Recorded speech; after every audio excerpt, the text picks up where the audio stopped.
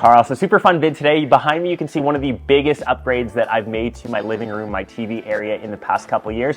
I'm the biggest believer if there is empty space behind the wall or around the TV, you can always go larger. And previously I've had a 100-inch 4K laser TV. That's the short throw projector where it bounces the image up.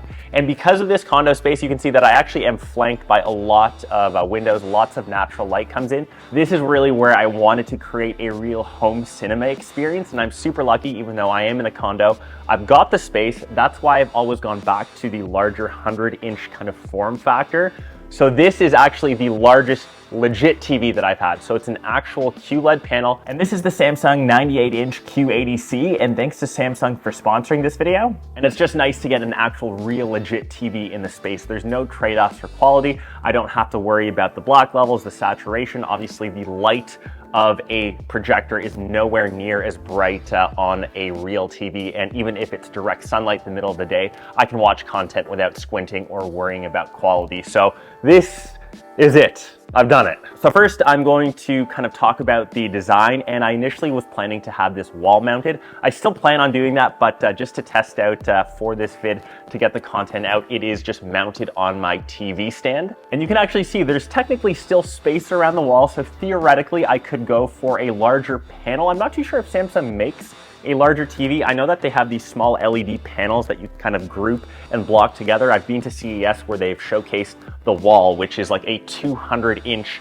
mega TV, but that's formed by smaller LED panels kind of stacking together. I think this is still one of their largest all-in-one panels. I'd have to double check. So it obviously fits the space for now. And like I said, in the future, I will VESA mount it. I probably have to use a stud finder and get a couple extra people to help it because it is quite heavy. With that said, I'm still super surprised of how relatively thin the TV frame is compared to most other brands on the market. Their 100-inch or 98-inch TVs, those are over 100 millimeters thick. This is still relatively thin, and when I eventually do wall mount it, I can see it sitting completely flush to the wall with not too much gap. The bezels are also razor thin, and what I actually like about the design of this, it sits on one central mounting system. If you had a TV this size with the two-pronged stands on the ends, because it's 98 inches, unless you had a TV console that size.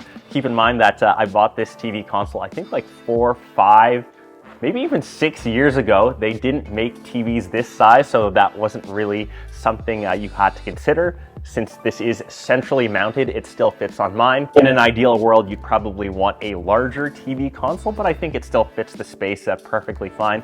And once again, when I do wall mount it in the future, that really won't be an issue. And I think the biggest question that I typically get for most people, having a TV this size, you probably think it's too big for the space. So my couch is around 6 to 7 feet away from the TV. It feels super immersive, but it doesn't feel like it's too large. You can actually get a great viewing experience from anywhere as close as 3 meters actually. Since my couch is an L sectional and I have another couple seats off to the side, no matter where you're sitting in my living room, it's a great viewing experience.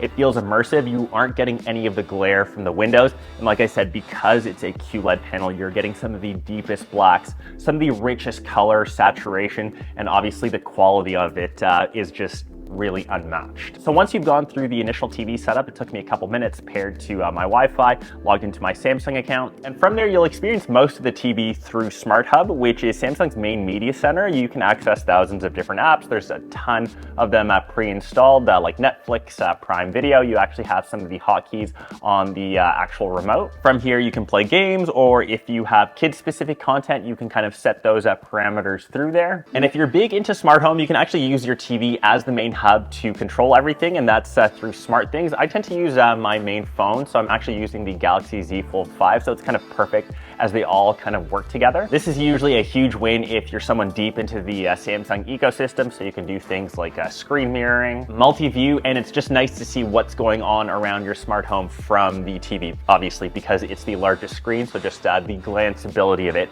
is just way easier and way simpler. So to the actual performance, or I should say the picture quality, as I've been using it now for the past couple weeks, it is hands down the best combination of both picture quality and price. And I've had the chance to review other panels in this size and price range, and this has some of the best combined specs. It's a 4K QLED. It has 100% color volume, Quantum HDR Plus, also HDR10 Plus. It has a neural quantum processor 4K to upscale content to 4K, because typically when you're watching regular TV, even a lot of stuff on say Netflix, that is still technically 1080p, so this upscales it quite well. It's crisp, it's sharp. It's one of the unique things that Samsung does when it upscales to higher resolution. As a TV gets technically larger, applying the same image quality algorithms can lead to issues like increased noise, reduced clarity, but this isn't the case with the Samsung TV. They actually apply dedicated quality image algorithms for larger size panels, just like this one, so you get an optimal image. No matter what you're watching, whether that's true high-end HDR content, cinematic films, or even something like simple, you're watching, say, this video like me on YouTube. And I will give myself some credit. I've been filming in 4K for the past couple of years now, so technically it doesn't have to get upscaled,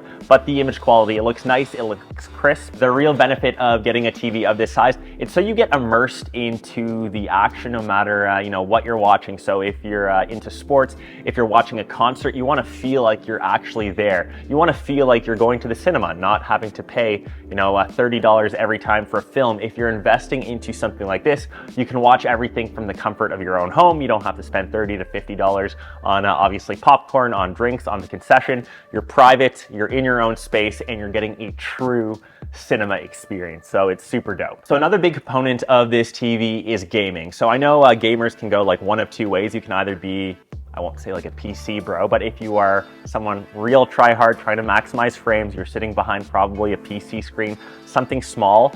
When I game, it's so I can kick back, relax, not to get sweaty, not to try too hard. I like to do it from, you know, my couch when I'm hanging out with Link. The TV has ALMM, Game Motion Plus, Super Ultra Wide Game View, FreeSync, and I've primarily been gaming over on my Xbox One. And with Samsung Gaming Hub, you can actually play cloud games without the actual console. All you need is a controller to connect to high quality games on Xbox, NVIDIA GeForce Now, Luna, and Stream, etc. So no console required. So last but not least, touching on what makes this TV, I guess, technically smart. So you know that most TVs, or I guess all of them these days, they're all considered smart. They all come with some sort of virtual assistant. The Q80C is no exception. So it has Amazon Alexa built in if you're using, you know, through the Amazon space. But this is really where it shines if you are into that Samsung ecosystem with Bixby. Like I said, I've got the Galaxy Z Fold 5. I actually have the Z Flip 5 as well, and the Galaxy Tab S9 Ultra. So all of those devices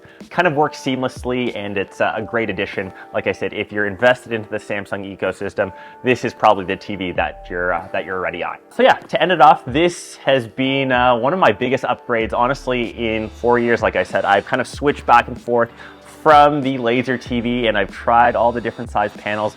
This one is finally here to stay just because of the size. I should probably have started off with, I guess, price point, because obviously that's important. When you looked at TVs this size, something as near as what, 2 to 3 years ago, these used to cost $20,000, $25,000. You can now get these panels under $10,000. This specific one was around $8,000. I know with the holidays around the corner, if you can snag one on a deal, there is no better time to upgrade. Samsung's 98-inch TV is truly unique and different in the TV space right now. And if you want a TV to fill your living room, to give you that real immersive feel, kind of look no further. I'll of course leave links listed down below. I hope you guys are enjoying the holidays, enjoying till the end of the year, and I will catch the rest of you in one of my next vids. Peace!